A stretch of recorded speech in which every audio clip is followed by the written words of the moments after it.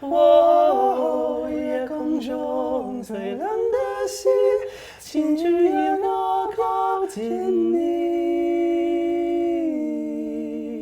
Hey guys, this is Yushan, and here is another edition of Generation Global. Today I'm sitting with three very amazing singers from the Whiffenpoofs a cappella choir of Yale University. And here's what I learned about you guys. I know that each year 14 of the senior students from Yale University are being selected to join the Whiffenpoofs a cappella choir. And this is also one of the world's oldest and most well-known choir that's founded ever since 1909. So without further ado, let's hear who our guests are and have them do a little bit of self-introduction with us. Hi, my name is Yixiao. I am a tenor 2 from Beijing, China. In the Whiffenpoofs, I am the assistant musical director and the China tour manager.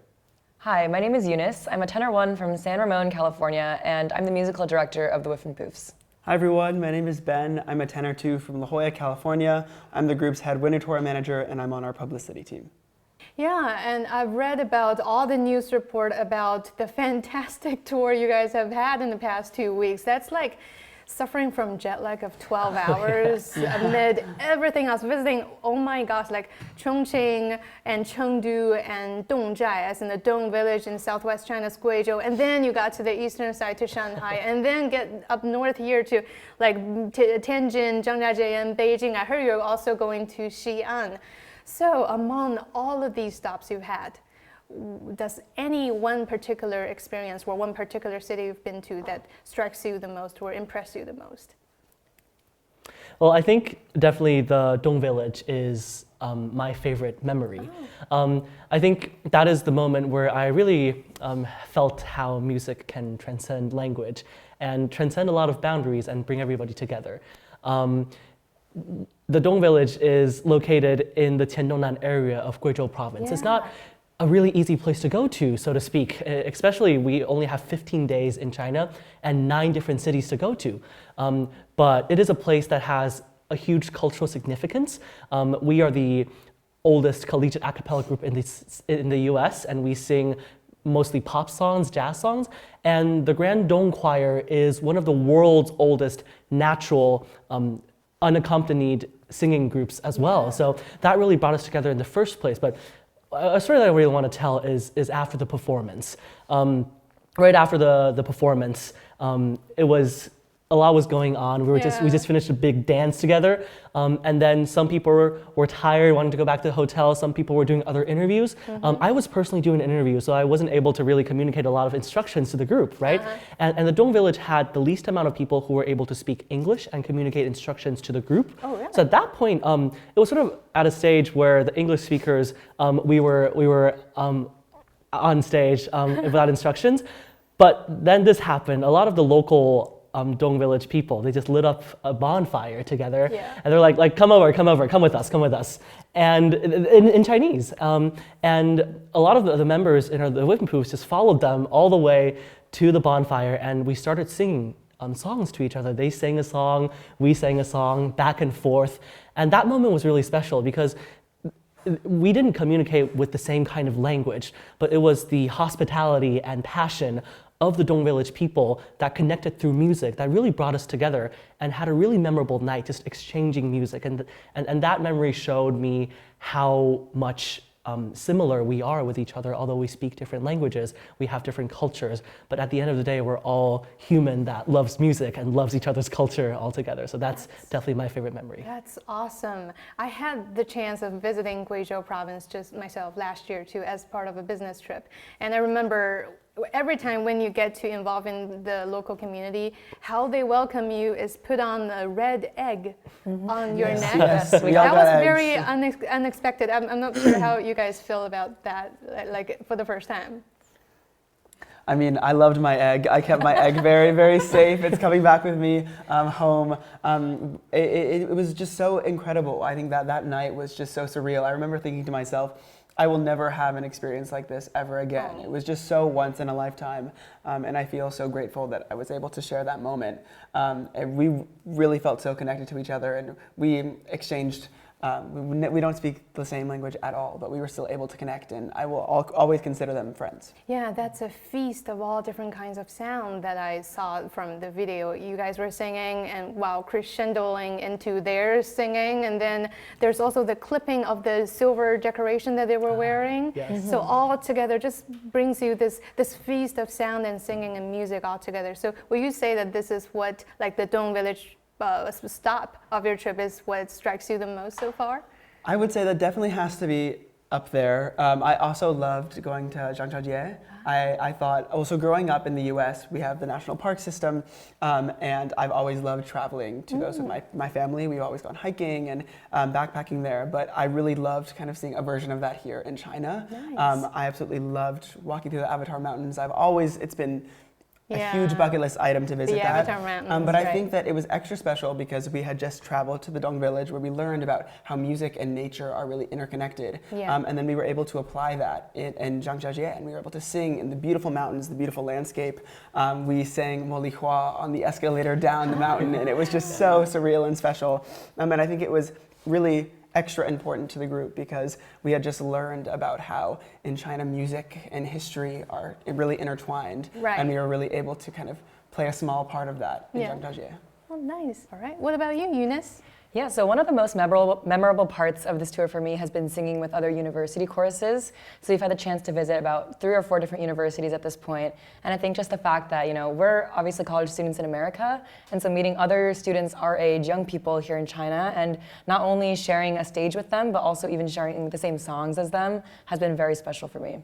Yeah, now I just want to zoom in a little bit to your Dong Village experience because that is one of a kind of performance you were giving, and while also experiencing the local life. I did a little bit of research here. So the Dong song, like the Dong Grand song, 侗族大歌, it's like very ethnic to the Dong ethnic group here in southwest China's Guizhou province, and it's got a history all the way from spring and autumn and the Warring States period from 2,500 years ago.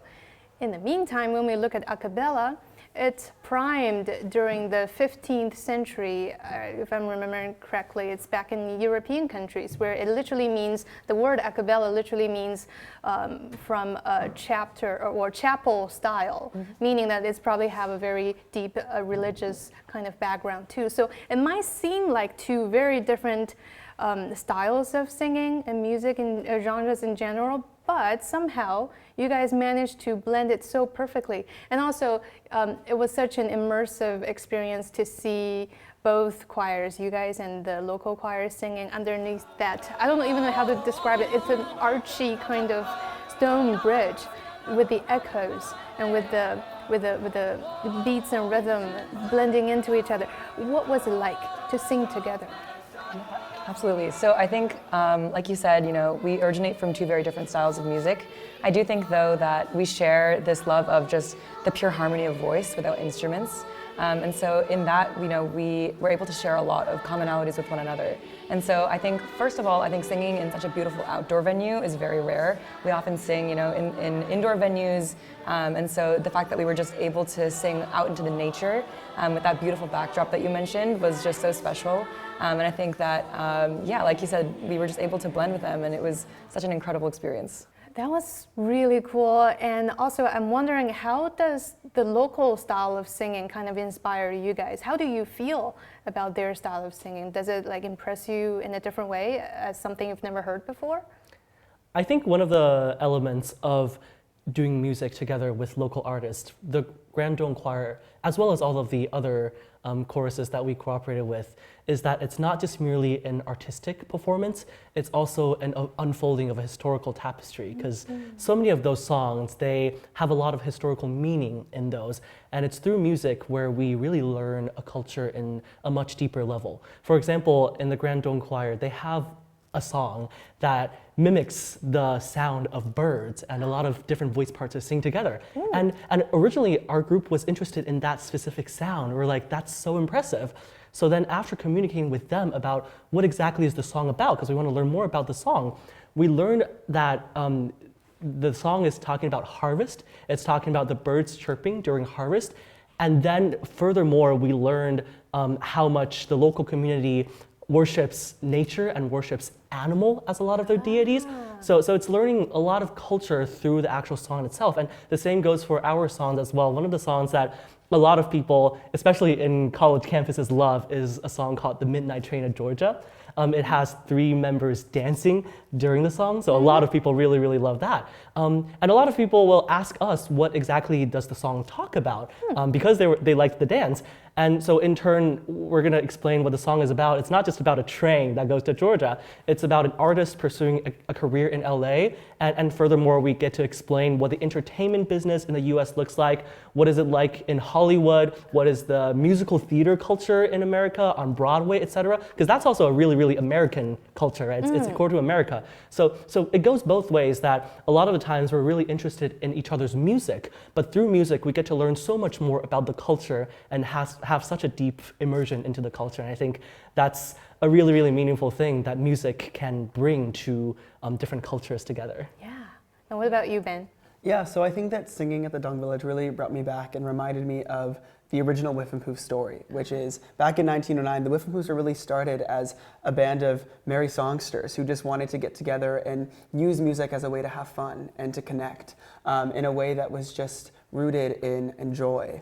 And I think coming to the Dong Village really reminded me of that and really just showed me how when you sing together and when you love what you do, especially at that fireplace, at the fireplace moment, I was just really reminded of, wow, the Whiffenpoofs and also the people of the Dong Village are really brought together by their love of music and their use of music for just happiness. And I think it's really powerful.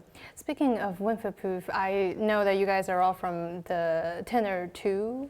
Is that a vocal part, or how do I describe it? Because I know really nothing about a cappella and how it's formed, and I know that it's 14 of you singing together. So yeah, maybe for people like me out there, listeners and audiences who not necessarily know how a cappella is sang, maybe give us a little tip, like how is it like very structurally different from the Dong grand songs? And Yeah, so our group is structured in 4 voice parts. So we are split into tenor 1, tenor 2, baritone, and bass. And so all of our arrangements are split into those 4 parts. And so we have our 2 tenor 2s, I'm a tenor 1 myself. And so the 14 of us are split like that. And I think that 4-part harmony is also rooted in the American barbershop tradition. So the way that we were founded in a small quartet of people, very tight harmonies. And that's where our tradition has grown out of. I think the Dong Grand Song Choir, what really impressed me about them was that they have a large tradition of singing in unison with one another. And I think that, we're only 14 people. When you see a choir on that level and that scale with, 150, 200 singers, and they're all singing exactly the same, it's so impressive, and it just shows you how in tune they are with one another and just how much music has been immersed in their everyday life for them to be so in tune with one another. yeah, it's really impressive to see. One thing about the Dong Grand Song is that ever since you're a kid, you can already be part of it. And like you said, Eunice, it's like hundreds of people singing all together, and each of them seem to know exactly how their voice can blend like perfectly well with other people's. So yeah, I'm always wondering what that really sounds like in person, when I listen to them in person, and I'll try to get a chance to go visit, I think it's in Zhaoxing in Guizhou province. So yeah, that's really impressive. And in the meantime, I understand that, the Guizhou people, they speak their own dialect. And as you travel to different parts of China, I'm sure probably you guys have already experienced that in Chongqing, people speak a different dialect. And then up here in North, many of us speak just Mandarin Chinese, but we also have our own local dialects. And all of that forms this language differentiation where you guys probably don't necessarily understand all the time. So that's the natural language barrier that cannot be overlooked. But are there moments when you're singing, you feel like it's gone? Like it's that moment when language doesn't matter anymore? Is there such a moment ever? I think one of my most memorable moments on our onstage performance is always when we sing the Chinese song Brightest Star in the Night Sky, 夜空中最亮的星. It's a song that was personally really important to me. As I rode my bike to middle school every day, I listened to that song on my way. And I also know the song inspired a lot of young people of my generation as well, because the song talks about ups and downs of life, being lost, and always holding on to hope. And that's also why we chose to sing this song as one of our 3 Chinese songs to the audience. And whenever we sing it, I always invite the audience to sing together with us. And I think every single time, so many people join in. At first, audiences might be a little bit timid. They're like, we're watching performance. Should I sing or should I not? The first 2 sentences are like 3 or 4 people, but once other people see that there's somebody else singing, usually it's the whole room that eventually joins in. Yeah. And at that moment, it really just feels like we come from a school in the United States. We're singing in a school in China. We have the whole ocean in between us and so many miles in between. But we're all connected by, we're all young people. We all experience the same things. We have a lot of common interests. We have a lot of common experiences, and we're all connected through a common experience as human beings. And this kind of song can transcend language and really bring all of us together by our shared experiences. That's so nice. I've had the chance, a short period of experience where I sang with the choir, and we used to perform in, what's the name, St. Paul's Cathedral in London for once, and that was quite an experience.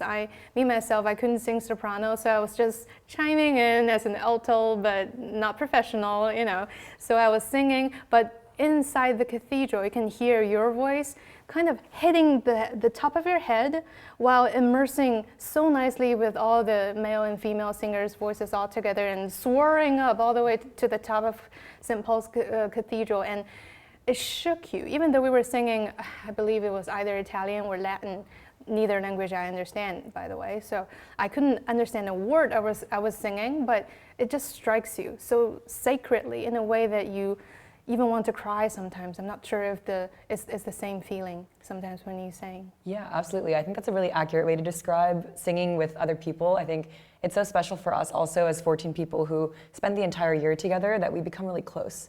And so I think also singing with people that you're really close friends with adds to that level of, just bringing people together. And in China, we've had the opportunity to sing in such beautiful acoustic spaces and beautiful venues. And so you really get that experience of just hearing your voice travel to all these people in the audience and then with one another as well. Yeah, and I'll say on the song that Yixiao was just talking about, oftentimes we're joined by university choir students as they sing that with us. So while it is already super special to be singing that song as a group, we're often joined by, 30 to 60 additional voices, which just makes it even more special. It just connects us from, as Yixiao said, from across the sea, but also just to each other as we hear our voices just ringing out throughout the halls, I guess in the Dong village, in the caves. Yeah.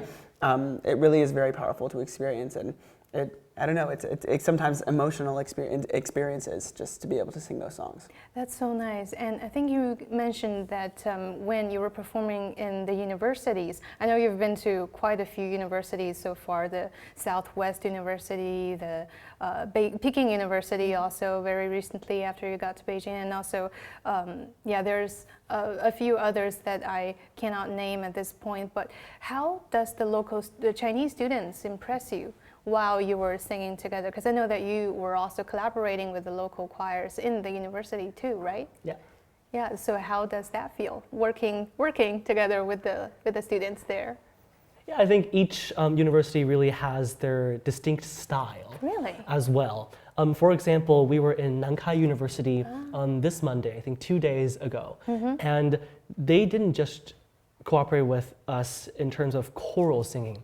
They opened the whole performance with a Peking opera performance that was about 15 minutes. Wow. And that was really, really, we were in awe of the whole performance, because also like college kids wearing all of these really well-decorated clothing and having the face masks on and the Peking opera fans and the How does the that horse make you thing. feel? Now, I personally learned Peking opera as a kid, and it is a kind of singing that's so different from all the other kinds of singing. It's different from bel canto singing. It's different from a cappella. It's also different from the grand dongsang kind of singing. Yeah. But being able to see that and see how diverse it is across different sections in China, different regions in China, is really, really awesome. We were able to see Peking opera in like Beijing area in Tianjin and Nankai University. In other schools, we also saw local dances as well. When we were at Southwest University, there were local art groups as well in the university representing the specific region's dance. So I think that really goes to show that China as a huge country is not just merely represented by like one kind of culture or one kind of art. We got to go to these different universities in different regions, Southwest, Central South University, Nankai and Peking University, and we're going to go to Xi'an tomorrow to cooperate with Xi'an Jiaotong University. So all across the country, we were able to see a diverse range of what Chinese culture has to offer and how in college so many young people are embodying that culture as well and preserving that diverse culture. I think that's definitely super impressive to see that diversity come alive in front of our eyes. That's lovely. Is the like performance and also watching others' performance the main part of your exchanges with the university students, or if there's anything else? Yeah, so for the most part, we've been doing these rehearsals, performances with other students. We also have the chance to eat meals with them, and so eating dinner with students and just talking about their experience in college and what their experience singing in college has been like has been really interesting. I'll also say that we have not just cooperated with university students, we've also had the chance to meet elementary students and sing with them, as well as middle school students, high school students. And so meeting singers from all across the different ages here in China and sharing with them that they should continue singing when they get to college and continue singing and keeping music in their life. It's a message that we really live by, and so it's been really special to share that with the students here. Yeah, and I'm sure those younger kids, they must be thrilled to see you guys perform a cappella, because sometimes it only needs one show or one role model to really inspire what they want to do and to have them realize what they love to do sometimes. I hope that they can follow suit, even though that it's just a temporary or a one-time show for them. Anything to add? Yeah, well, I think that's an incredible point, because I'm sure that the three of us and all the rest of the Whiffenpoofs had an experience like that when we were growing up. My parents loved the music, and they raised me to love music, but I think what really got me into singing was watching older students and adults singing to inspire me. I think that musical inspiration is so important, and I think I wouldn't be here without role models in music who really kind of guided my path to the Whiffenpoofs ultimately. And I just feel so grateful that we as Whiffenpoofs are able to provide that for students not just across the US but across the world. Yeah, it's really important, because this year also marks this tour that you guys are making also marks the 40th anniversary of the Whiffenpoofs' first visit to China. I know that there's been one too in 2024, among which I think I remember seeing your face. I think the Whiffenpoofs are a Yale senior only group. So each year, every year elects a new iteration of Whiffenpoofs. So the Whiffenpoofs that you see in 2024 are entirely different from the Whiffs of 2025 and entirely different from the class of us. So at each year, it's a new group of 14 members. Yes. So what does it mean to you personally to be part of this milestone, to be here after 40 years that this a cappella choir is founded? Yeah, I think people-to-people exchange has always been a core mission of the Whiffenpoofs, and people-to-people exchange has always brought so much deep cultural connections with one another. I think 40 years ago, in 1985, the Whiffenpoofs were one of the first American college art groups to ever visit China. True. And 40 years have passed, so much has changed throughout the years. Technology has developed, new friendships have been formed, etc. But one thing remains forever true, which is the cultural connection from people to people exchange has always been so important. Because a lot of the times, we can learn about a culture by reading books or looking at online information or taking a class in college, right? And a lot of times that gives you a really deep understanding of the culture, but that's learning the culture. Whereas people-to-people exchange really lets you live the culture. Yeah. I think before talking about Whiffenpoofs coming to China, I want to share a little story of myself in America, doing my tour with the Whiffenpoofs. Something that I really enjoy is doing hometown tours.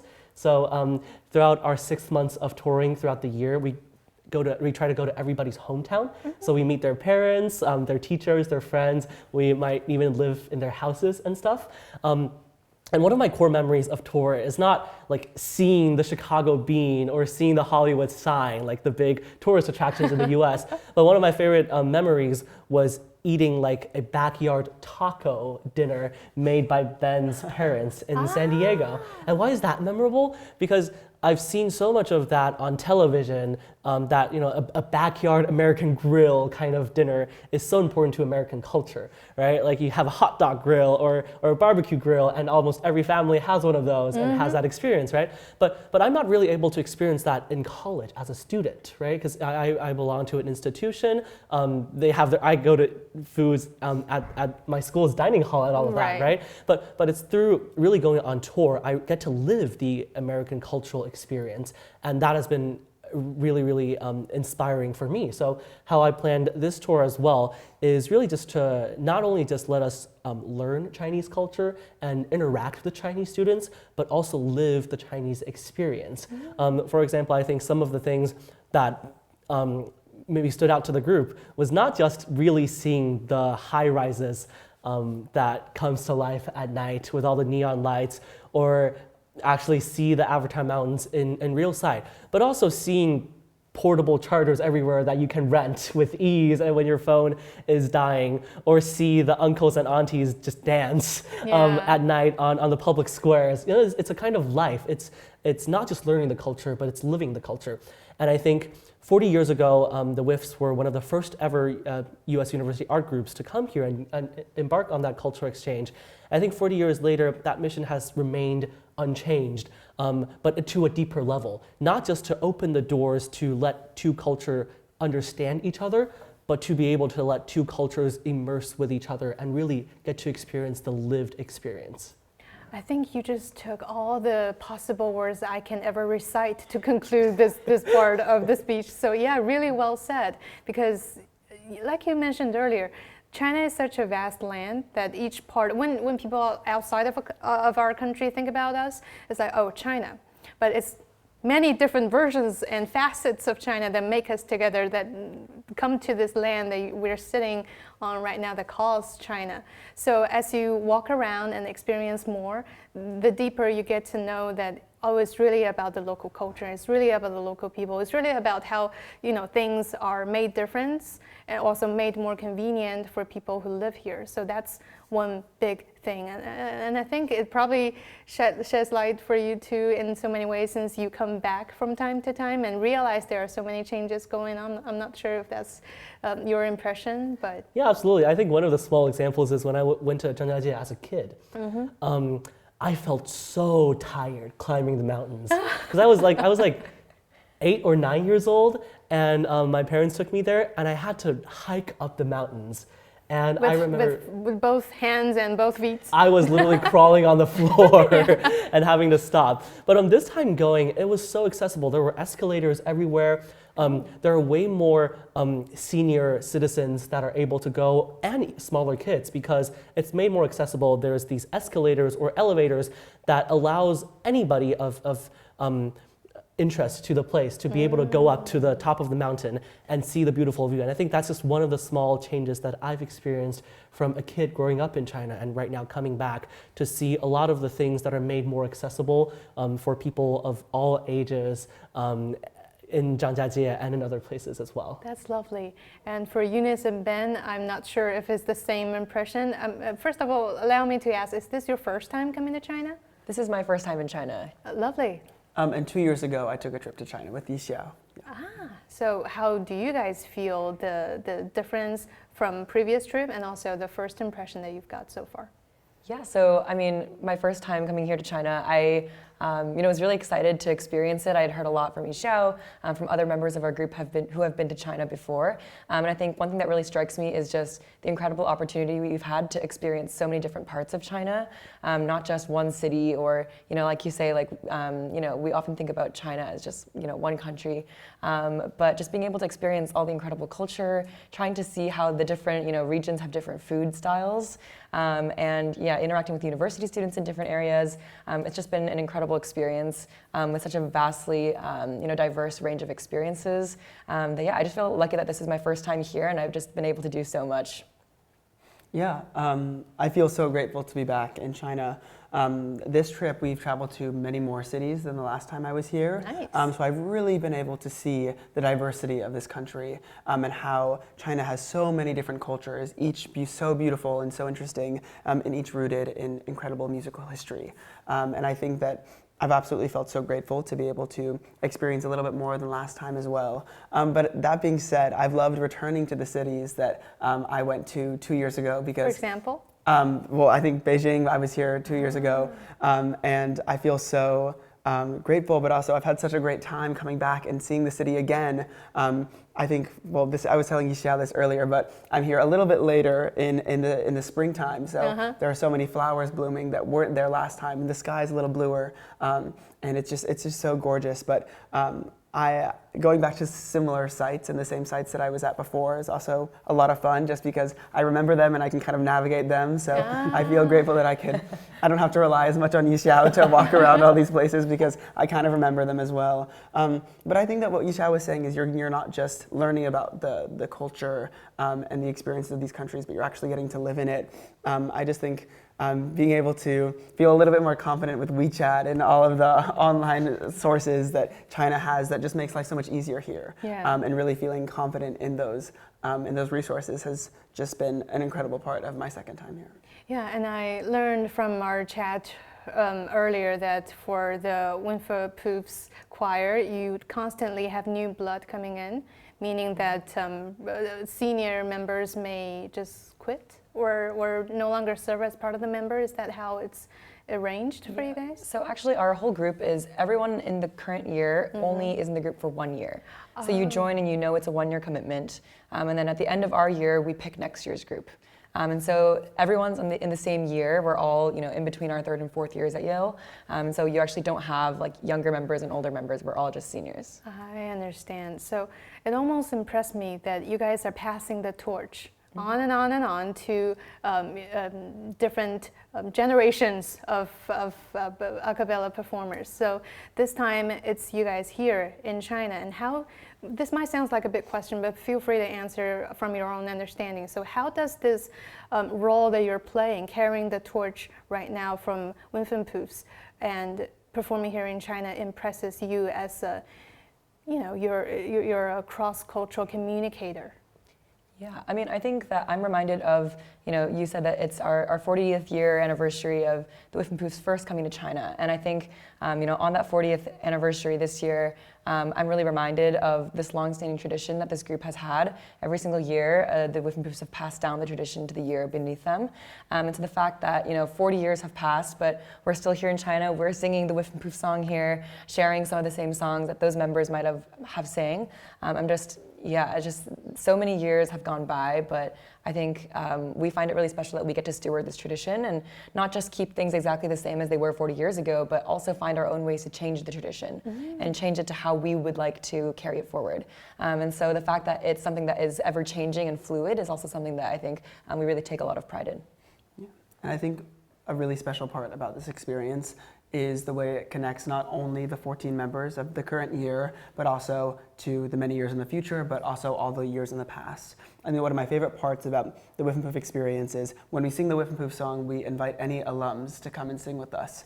And we have alums get up and sing the Whiffenpoof song from last year, but also from 60 years ago. And it really brings us together. And I think this experience of traveling the world and experiencing different cultures is just so once in a lifetime. I think it's really encapsulated by this trip to China. I don't think we'll ever be doing anything like this ever again, and learning from these cultures and experiencing them firsthand. And I think that's really why so many Whiffenpoofs feel so connected to the experience and therefore to other Whiffenpoofs of many generations, because we get to share this opportunity to not only learn about different cultures, but share some of ours as well.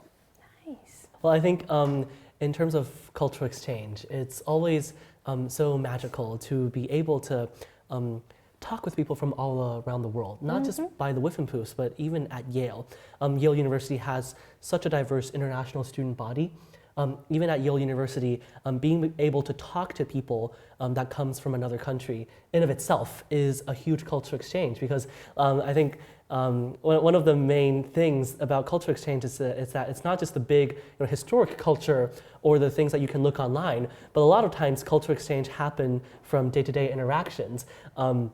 For example, what I learned in the US is a lot of times when we have meals together, it's not like China. We eat at a round table most of the time, and we share Right. a table of food, right? In the U.S., most of the times we each get our own dish, Right. and after the dish, maybe one person pays for it, but then right afterwards, we calculate like, all right, so what's my Each price person's share, after yeah. tax, after tip, and we send the money to whoever paid the bill immediately right We afterwards. kind of do that too. Yeah, but Yeah. I think in China, one of the things that I realized was a lot of times we either split the bill, or a lot of times people pay for it and they wouldn't let you pay for it. And because in some regions, it's seen Right. as if you want to split the bill, that actually means that you're cutting off this relationship.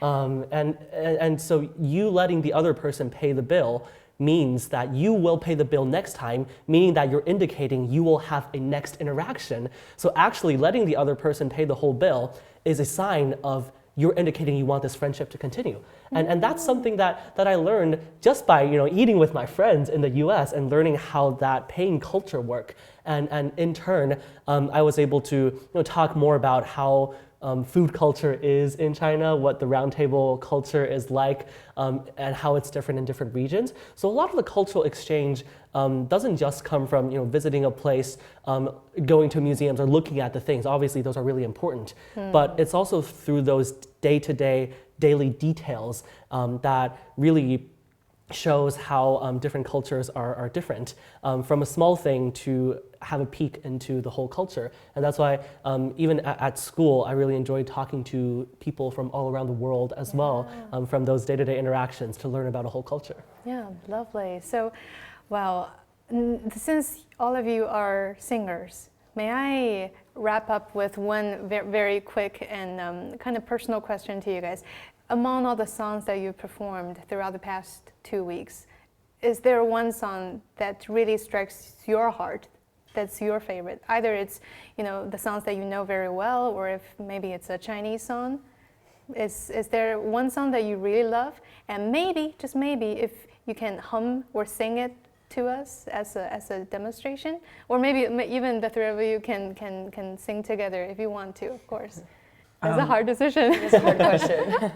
Yixiao mentioned it earlier. The English title is The Brightest Star in the Night Sky. I think that one is super, super special for a lot of different reasons. But for one, Yixiao and I sing a little solo part together as, I guess, a duet. And I think in a cappella, or especially in the Whiffenpoof style of singing, we do a lot of just solo singing, and you get up and you sing by yourself.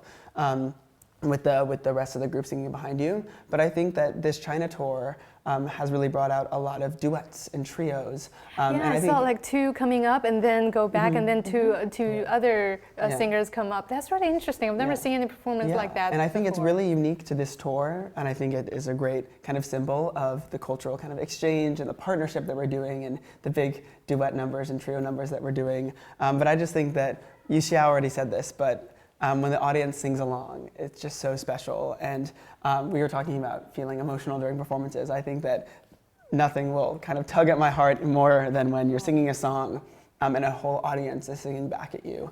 I think that definitely does not happen in the US. I think the closest version we have of that is the Whiffenpoofs song, which touches a lot of audiences, especially older audiences. But here in China, it just has blown me away how everyone is willing to sing along and share the experience with you. So that's my favorite. Yeah. So is that agreed by Eunice and Yixiao too? Definitely. I think one of my most memorable songs, in addition to that, because I think it's just nothing, like Ben said, nothing beats an audience that sings together with you. That's a wonderful That's experience. so It's true. also, usually the whole theater is pitch black, it's dark, and during that song, all the audiences open their flashlights to like wave have a together. night sky, and on stage we can just see so many like shining stars, and that's really beautiful. But also I think a song that also is really, really meaningful for me is usually what we sing for encore, and usually what we cooperate with other choirs as well, which is Fill the World with Love, 让世界充满爱. Because I think that really captures the mission of the Whiffenpoof tour, and as you said, the importance of cultural exchange. In the song, there's a sentence that is 我们珍存同样的爱. We have and we cherish the same kind of love, and that is literally the definition of our tour and our cultural exchanges that has been happening through our connection with all of the college students, the middle school, primary school students, the local artists that we've been doing. We've been realizing that all of us have the same kind of love. Love for good food, love for good one people, another's good people, good company, sights. good music, and the love and curiosity for one another's culture, and the love for each other as mankind, as just everybody living on planet Earth. And that kind of feeling is universal. And that kind of feeling is also encaptured in that song that we sing. So I think every time when we sing the lyric, we all cherish the same kind of love. It's really, really meaningful to me as well to be able to sing that. Shall we have a quick vote then? Fill the world with love or the brightest star in the sky? I vote for both. That's difficult. I'm gonna vote for Brightest Star because I think sure. it's All right. So behold, everybody, the brightest star in the sky, performed by Ben, Eunice, and Yixiao. Can I just do the duet? Let's do the duet. Please, okay. Yeah. 我祈祷拥有一颗透明的心灵和会流泪的眼睛，给我再去相信的勇气，越过红颜去拥抱你。每当我找不到存在的意义，每当我迷失在黑夜里，夜空中最亮的星，请指引我靠近你。 Bravo! Wow! This is CGTN Radio. Hear the difference.